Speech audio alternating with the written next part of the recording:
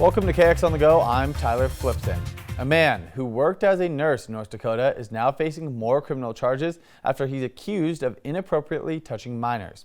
As we previously reported, Lucas Turner was arrested in October after a victim told investigators that Turner had inappropriately touched him while working as a nurse in the psychiatric unit of CHI St. Alexius in Bismarck.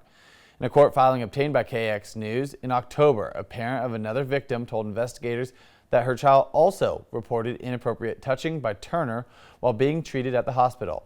Turner is now charged with 2 additional counts of gross sexual imposition. Judge Todd Cressup from Minot was assigned to the case. Turner is now being held in the Burleigh-Morton County Jail. So far, his trial is scheduled for April. A man who is being charged with the death of a child in North Dakota was back in court on Tuesday. Matthew Zappone is facing 7 felony counts, including manslaughter, negligent homicide, as well as aggravated assault and child abuse. Prosecutors charged Zappone after they say the victim in the case died in 2023 after years of prior abuse. Zappone was arrested and booked into the Bottineau County Jail and given a $30,000 bond. As of Tuesday afternoon, Zappone was out of jail. Zappone will be back in court for a status conference on February 24th. Now, to update you from a story we first brought you earlier this week, schools on Minot Air Force Base were placed into lockdown Monday afternoon after security forces learned of a potential security threat. Security forces were alerted after receiving information about threatening statements made by a person of interest. Base spokespeople say there was not an active shooter situation, but as precaution, base security initiated lockdown procedures while law enforcement assessed the situation. Chief Deputy Larry Hubbard says Ward County Sheriff's Department followed standard protocol after learning of the threat. He says their top priorities were early notification and interagency coordination. He says the Sheriff's Department regularly trains and communicates with base security and local agencies to make the response to threats as seamless as possible. We're working in several areas behind the scenes. It's not just the patrol deputy or the initial call that we are dealing with. Other staff are joining in. We are making those contacts, whether it's notifying the SRO on base, the SROs in town, the Minot Air Force Base, the Minot Police Department. There were several notifications that went out and people putting their heads together collectively to try to get this to a reasonable conclusion as quickly as we could. Hubbard says the person involved was detained and interviewed, and the investigation remains ongoing. He says the case will be forwarded to the state's attorney's office for review and potential charges. Good morning, Andre.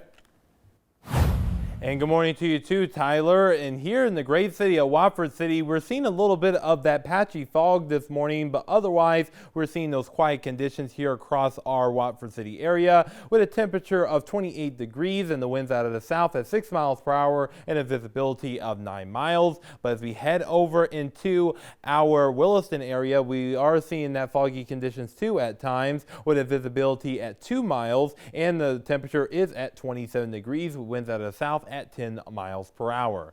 Now, looking at our current storm team radar right now, folks, we are seeing those quiet conditions this morning with partly to mostly cloudy skies, and again, that fog out towards the north and the west. But let's dive in here a little deeper on that, shall we? But before we get to that, our temperatures right now are mainly in the 20s at this time, and even some 30s there in Hettinger and in Sydney, and we are seeing those low visibility there in our north and western counties. So just make sure that you are taking it slow and steady this morning. And our winds right now are out of the south and the west about 5 to 10 miles per hour, so it is a little bit on that light side of the wind, but nothing too crazy, and that's why we're able to see the fog this morning. And our wind chills brought to you by Absolute Comfort Plumbing and Heating. We're seeing those temperatures mainly in the teens and 20s, so it's feeling a little bit of the chill, but nothing too crazy. We've already seen crazy numbers for the wind chills this season already, so we really know how that feels for sure.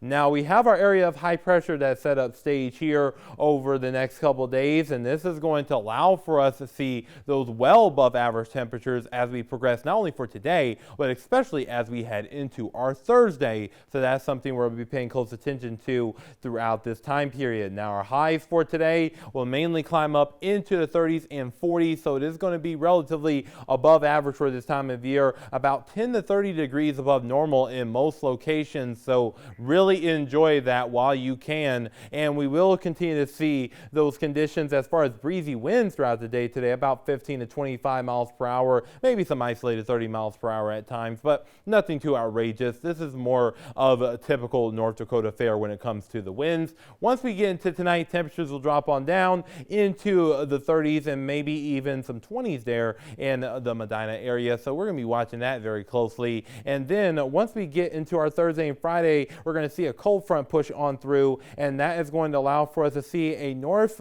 flow into our viewing area for our Friday, and that's going to drop temperatures down ever so slightly. And then we're going to be seeing this area of high pressure build its way towards the east very quickly once we get into the weekend, and that is going to allow for us to see those temperatures rebound very quickly too. Now for our Thursday, we're going to see those temperatures increase into the 40s and 50s, so it is going to be feeling quite nice, folks, so really enjoy that while you can. And once we get into our Friday, temperatures will tank into the 20s, 30s, and even some 40s out there as well. But here's the thing, looking here in Williston, we will see those temperatures rebound back into the upper 40s for our Saturday, and then low 50s as we head into our Sunday, with those quiet conditions around here and breezy winds at times. And here in Dickinson, we're going to be seeing a big rebound in temperatures this weekend into the 50s as we head into our Saturday, and then mid to upper 50s as we head into our Sunday. Here in the Magic City, we're going to be seeing those temperatures in the 30s today, 40s tomorrow, then 30s as we head into our Friday, and sunny, and we will see those temperatures climb back up into the 40s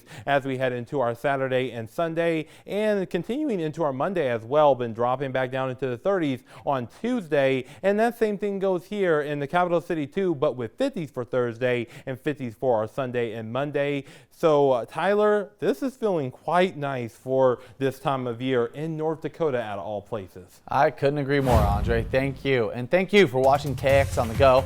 I'm Tyler Flipson. Let's have a day, folks.